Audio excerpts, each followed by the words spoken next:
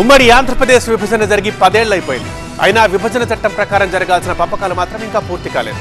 తాజాగా ఇదే అంశంపై ఏపీ సీఎం చంద్రబాబు తెలంగాణ ముఖ్యమంత్రి రేవంత్కి లేఖ రాయడం ప్రాధాన్యత సంతరించుకుంది. ఇప్పుడు రాజకీయంగానూ ఇది హాట్ టాపిక్ గా మారింది. విభజన అంశాలపై చర్చించుకుందామంటూ తెలంగాణ సీఎం రేవంత్ రెడ్డికి ఏపీ సీఎం చంద్రబాబు లేఖ రాయడం ఇప్పుడు తెలుగు రాష్ట్రాల్లో ఆసక్తి రేపుతోంది. ఈ సమావేశంపై తెలంగాణ సీఎం రేవంత్ కసరత్తు చేస్తున్నారు.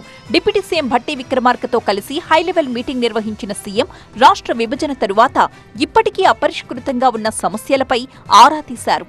తెలంగాణ హక్కులకు భంగం కలగకుండా 2 రాష్ట్రాల మధ్య పెండింగ్ సమస్యల్ని పరిష్కరించుకోవాలని నిర్ణయించారు. ఇప్పటికే మంత్రులు ఆయా శాఖల అధికారులతో చర్చిస్తున్నారు.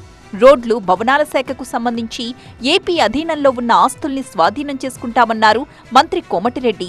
ఈ అంశం పొలిటికల్ గా చర్చనీయాంశమవుతోంది.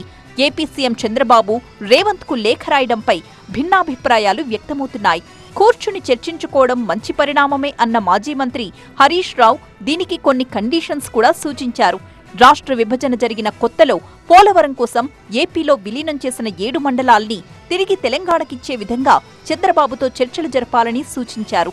దాని తరువాతే మరేదైనా అన్నట్టుగా చర్చలు ఉండాలన్నారు హరీష్. చంద్రబాబు నాయుడు గారి మీద ఒత్తిడి తెచ్చి మన 7 మండలాలు మన లోయర్ సీలేరు పవర్ ప్రాజెక్ట్ మనకు వచ్చే విధంగా మరి కృషి చేయాలి, ప్రయత్నం చేయాలని చెప్పి నేను డిమాండ్ చేస్తా ఉన్నాను.